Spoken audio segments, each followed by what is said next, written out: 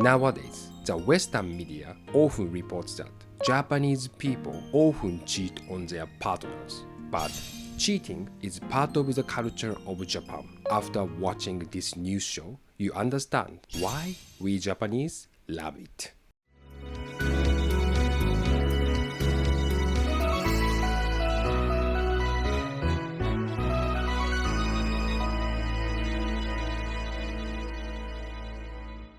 Welcome to the Japan Report. I am Meshida, and he is a researcher and dreamer of cheating, Ken Suzuki. Hello, I'm Ken Suzuki. Meshida-san, for us, cheating is a very difficult thing to do. Why? You know, only people who have a partner are able to cheat. First, we have to find a partner. It's very difficult. Today's theme is this. The famous condom company Sagami Gom reported that the rate of cheating in Japan is 20.5%. That is the number of people who cheat on their partner, including unmarried couples. So, it means 1 out of 5 people in Japan cheat on their partners. But if you look at the world rankings for cheating, as is reported by the world famous condom company, Durex, see this, Japan is ranked 26th. The top 10 are almost all European countries. Yes, cheating is not Japan's culture. It's European culture. But Christian people, especially Catholics, made monogamy the standard among developed countries and made it the world standard. Especially Spanish people. They colonized the Philippines and forced them to believe in Jesus. Nowadays, Spanish people enjoy divorcing, but Filipino people still can't legally divorce. Yes, they still strictly believe in all Catholic morals, except for being gay. By the way, we Japanese don't trust surveys that are conducted by condom companies. I mean, we try to hide and cover up our cheating, but we don't hide or cover up our bananas. If gynecologists were taking the survey, Japan would be in line with Europe as a developed cheating country. Why do we Japanese like making love without protection? It's like sushi, even though it's more dangerous. Raw fish tastes better on your tongue. Ken-san, how would you know? You never get close enough to a woman to find out. Meshida-san, shut the fuck up. In Japan, in ancient times, Japanese people had relationships with many people. Basically, it was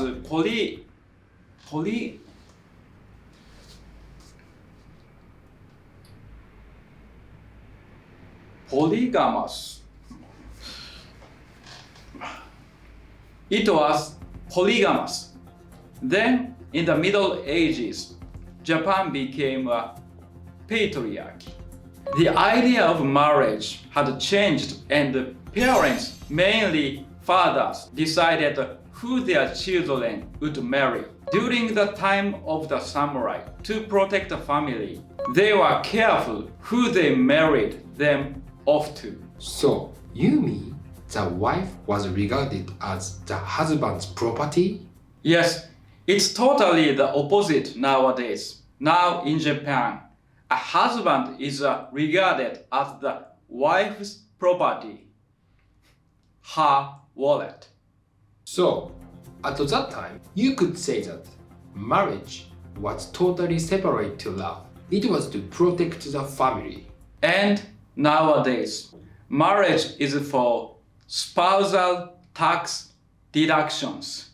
But I think among men of high status, it was normal to have many partners other than their wives in order to have sons and protect their lineage.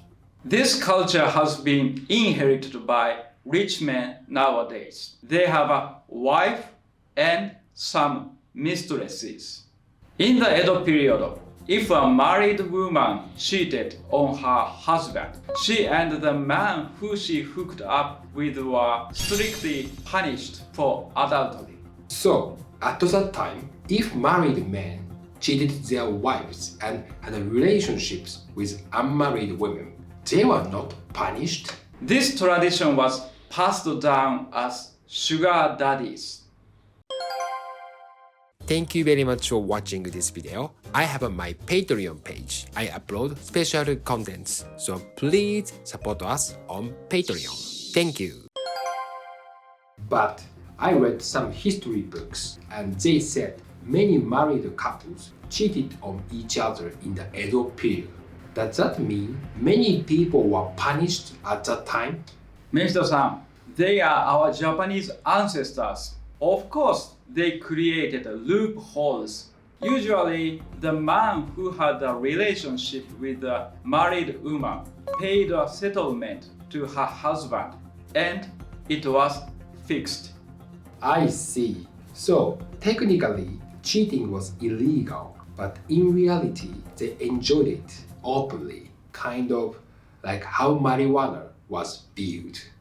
Meshida-san, that's wrong. In Japan, marijuana is illegal and strictly punished. If we had marijuana, maybe married couples would manage to have sex. During the Edo period, unlike in Western countries, divorce and remarriage were also common, like they are now. So, Japanese people weren't afraid to get divorced, yet still choose to stay in their marriages and just find someone else to have sex with secretly. At that time, we didn't have jobs, so we needed something to pass the time, just like Greece now. And in Japan, we had a custom of Yobai, or visiting a woman in her home under the cover of night. It said that sometimes husbands allowed other men to do yobai with their wives. Really? Nowadays, in the Japanese porn industry, NTR or cuckolding series are very popular. I thought it was a current trend, but then it actually has a long history. Yes, NTR is traditional Japanese culture. Then, in modern times, we imitated the Western countries, and after World War II, our marriage system became the current monogamous one. So the charge of adultery that punished only wives was removed. Then, even though people were strictly against cheating, it wasn't a criminal act anymore. Women were given the right to cheat as well. Nowadays, many Japanese TV dramas depict cheating, and the stories fascinate married couples. But on the other hand, our media is very harsh on real people who cheat on their partners. The media seems to egg people on to cheat, but then if they do, they start insulting them and destroy their career. Then Japanese people also criticize them because we love being hypocritical. Then we go visit our mistresses and complain about it to them too. I think Western people always criticize the culture of cheating in Japan and ask us, why do you cheat on your partners? Even though many Europeans also cheat. In Japan, since the olden days, we traditionally keep our family life and sex life separate. We regard our marriage partner as family, and we don't have sex with family. I think nowadays the main reason why Japanese married couples cheat is because after getting married and having kids, we Japanese become just father and mother to a family. Imagine if you had sex with a relative, you would probably feel like you are gonna throw up, except the people full of milfs like Meshida-san. Ken-san, you misunderstand. We are not interested in our own mothers. That's disgusting. We love other people's mothers.